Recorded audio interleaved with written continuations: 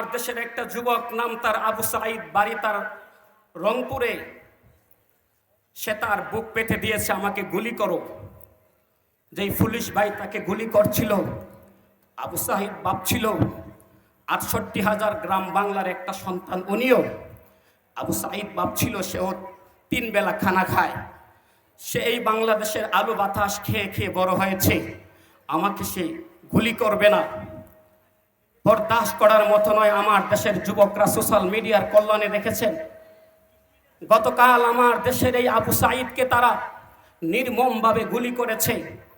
আবু সাঈদ যখন নিজেকে সঁপে দিয়েছে, বুক টান করেছে, তখন তারা ইচ্ছা করলে পারত তাকে বাঁচিয়ে দিত। আমি বড় আশ্চর্য হয়েছি, ৫৬,০০০ বর্গ মাইলের ৯৬% মুসলমানের দেশে একজন প্রশাসনের ভাই মুখে দাড়ি রেখে একটা মানুষ নিরস্ত্র তাকে কিভাবে গুলি করলো আমি বুঝতে পারলাম না। আমার কলিজায় ধাও ধাও করে দুঃখের আগুন জ্বলে। আজ গোটা বাংলাদেশটা একদম নিস্তব্ধ নীরবতা পালন করছে, লাশের উপর লাশ পড়ছে, রক্তের বন্যায় বহে যাচ্ছে পুরা দেশ। সারা দেশের মানুষ, কারবালার দিন চলছে, মানুষ আমল নিয়ে ব্যস্ত থাকবে। আমরা কি দেখলাম?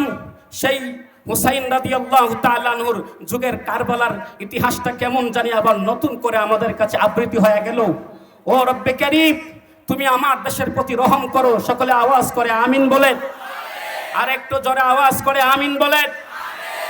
স্টেজে ওঠার আগে আমি নেটে দেখলাম ঢাকার অবস্থা বহুত করুণ চলছে।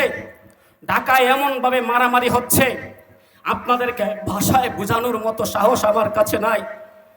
একটা মানুষ যদি তার ন্যায্য দাবি আদায়ের জন্য আপনার কাছে যায়, যদি সঠিকভাবে সে কোঠা পাওয়ার দাবিটা নিয়ে আপনার কাছে যাওয়ার কারণে, কোঠার দাবি নিয়ে যাওয়ার কারণে আপনি তারে কোটা না দিয়া যদি আরো মার দিয়া দেন, লোকটা তো অন্তরে প্রচন্ড কষ্ট পাবে।